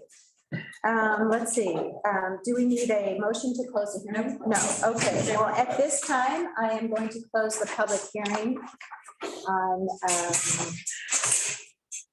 agenda item 921-18-000086-PLNG. So, all right. So I'm also going to ask for a couple-minute break at this time. So can we recess for just a couple minutes? Yep. And I just wanted to, before maybe we take that break, just again, extend my appreciation to Daniel. This has been quite the endeavor, and the work that you've done on it has been very helpful and quite exceptional. So thank you so much for the work that you and Kelly have done, but you in particular. Yeah. Thank you, commissioners. I took up hours of Daniel's time. Hours. We've gotten to know each other pretty well over this one, so. Always available for you, commissioners. Thank you very much. Thank you. Bye. Are we recording during the recess? No, I'll be pausing it. Are you ready to read? Yes. Recording stopped. Okay. I just want to give people a chance to. Examine. Yeah. Aye, Corliss. Want to know what the process is.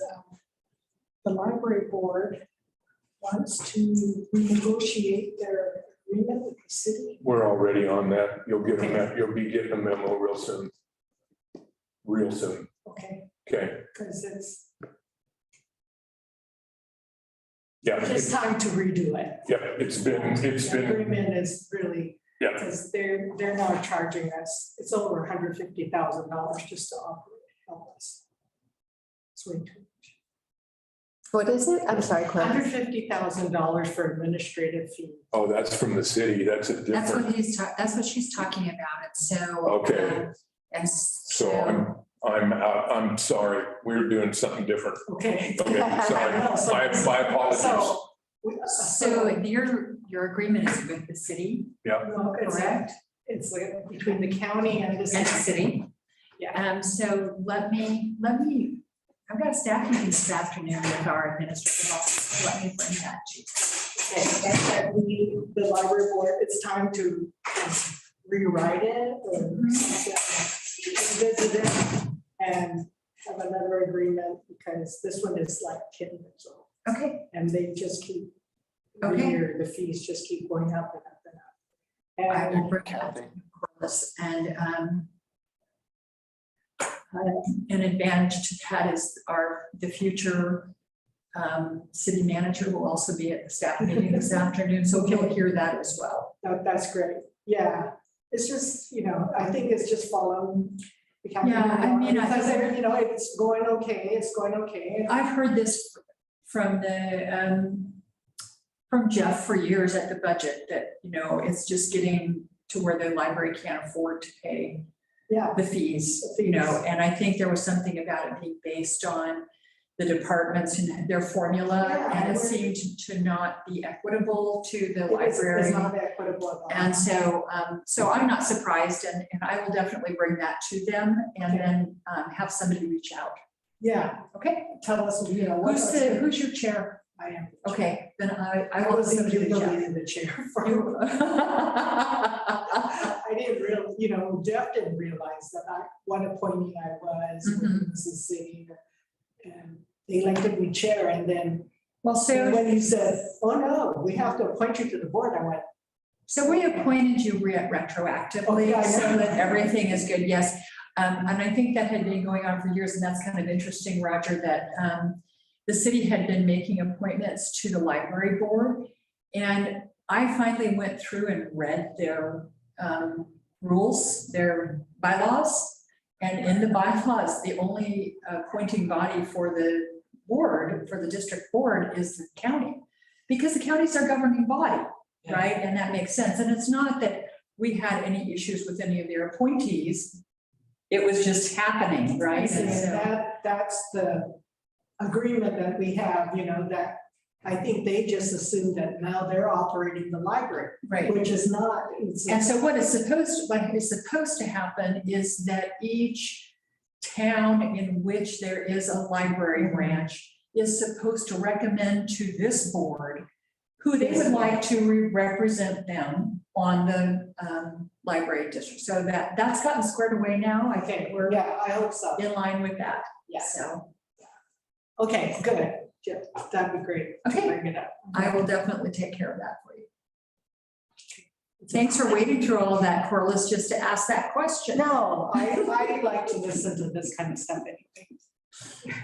Hi, Roger. Hello there, Carlos. How are you? Crazy as always. Crazy as always, huh?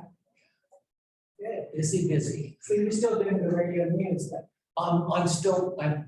When I turned 73 years ago, I told them I'm not getting up at 3 a.m. anymore to be on the air, but I'll cover city and the county, Golden Dale City Council. And I'll give you reports, right? Yeah. oh, but not the on the air. Right, so I will go back, I will take some audio clips out of this, edit them down, write up the story. And I'll Hand be it on off air to- tomorrow, yeah. So I said that 2 years ago, I said that when I was 75, I'm not doing anything. Well, then COVID hit. And then now so they said, well, you're 75 now, are you done? And I said, No, because we just kind of lost 2 years. So I will finish these 2 years for you guys, and then I am quitting. Yeah. Well, it's failing your retirement. That's apparently what I'm up to. It's Right. It's the off ramp to retirement. Some people just aren't suited to it. Yeah, I know. My parents always made me tired. Like they would write to me what they had done that week and I'm like, I'm exhausted. Don't tell me. That's where you get it from. Yeah. Because you're always doing stuff. Well, I'll be retired a lot less time, but I'm doing coin evaluations for estates for the lawyers in town. I'm writing for the Rural Light. I'm writing for. Yeah, I noticed your byline. Yes, I've seen that. Yeah. So much fun. I really love it. Well, yeah, it's nice when you can pick and choose, right? Yeah, it is. Do you know if former property manager here, Fran John Davis. Fred Davis. is he still around? Yeah, yeah. Because I was gonna go back and resurrect an article that we did years ago. He makes these really tiny cutouts. He does. Those out of wood and out of metal and yeah. And I think it'd be a great feature story again, because it was in the Chronicle, but it was like 50 years ago. Do you want me to reach out to him and connect him to you? I would love to do that, because Okay. it's fascinating. And when we were done with the story, he gave me a little Snoopy on a doghouse that he's done. It's so cool. Okay, I'd be happy to do that, Roger. I can give him your footy dad email. Absolutely. Okay, thank you. Okay, are you ready for me to start the recording, Chair? Yes. Recording in progress. Okay, thank you. We are now going to go back into session. And for our next agenda item, I'm happy to report I do not have a script. So to read, a 4-page script to read for you. So looks like at this time, we're going to talk about Amendment 1 to the North Central Public Health District Intergovernmental Agreement. And we have Shelley Campbell with us today. Hi, Shelley. Good morning. Good morning. You know, you can come in person these days.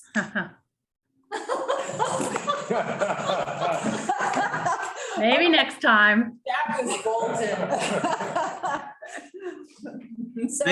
They told me to stay away, so you know.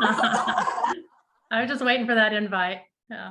Well, just think if she had been here in person, she is, what, half an hour past her time. Well, that's true, but it would have been entertaining, maybe.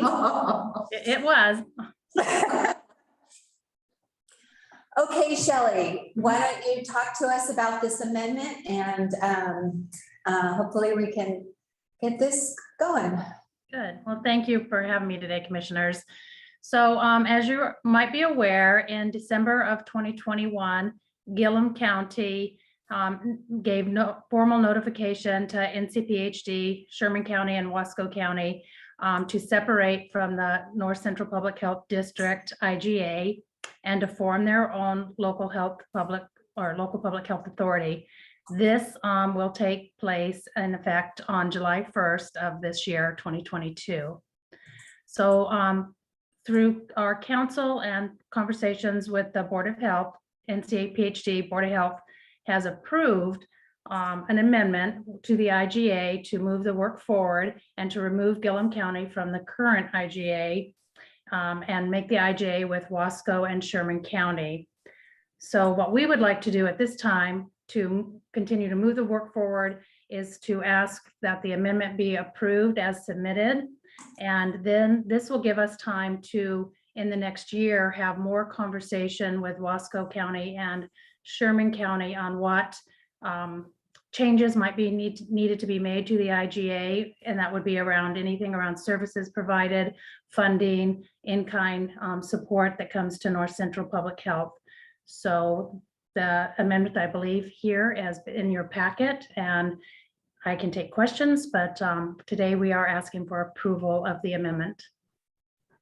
Thank you, Shelley. Questions, commissioners? Yeah, thank you.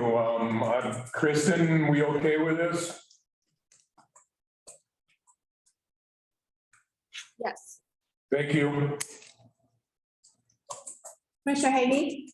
So question I had, and this is probably a little premature, but Shelley, you mentioned that over the next year, we can talk, Sherman County and Wasco County, but is there any implication to this going into next fiscal year? So obviously, everyone's in budget process, in terms of development right now. And your new budget will start on July 1st. So is there any budget implications to this item at this time? That's a great question. Thank you. So we have assessed the budget implications for the next fiscal year, and there is funding that we'll not be receiving at the district due to the amount that they give through their general support for the IGA, and then some program elements that will be removed from North Central Public Health, and some funding that will be removed with that from OHA that will be given directly to Gillum County. We have looked at that. We have, with other funding that we're getting from modernization of public health from state general funds, it really offsets that. So at this time, we do not see any fiscal implications around that will impact us. Okay, very good. Thank you. Appreciate that update. Shelley, just one question. Has Sherman County approved the amendment? They have not taken it to their county court as of today. Oh, okay. I did reach out to Commissioner Byrd to follow up with that. Okay, and I've certainly gotten from Commissioner Byrd that she expects approval, but okay. Any other further comments or questions? With that, I would move to approve amendment number 1 to the North Central Public Health District Intergovernmental Agreement. Second motion. Okay, any further discussion? Okay, hearing none, all in favor, please say aye. Aye. And chair votes aye. Thank you, Shelley. You're welcome. I'll be seeing you soon, I'm sure. Thank you all. Have a good day. All right, bye-bye. Bye. Okay. Now Now you have a script. I have a script, yes. Sorry? This executive session. Yeah. Yes, and it's gonna be GC. Yeah, it's not what it should be. Right. Okay, all right, so, ready?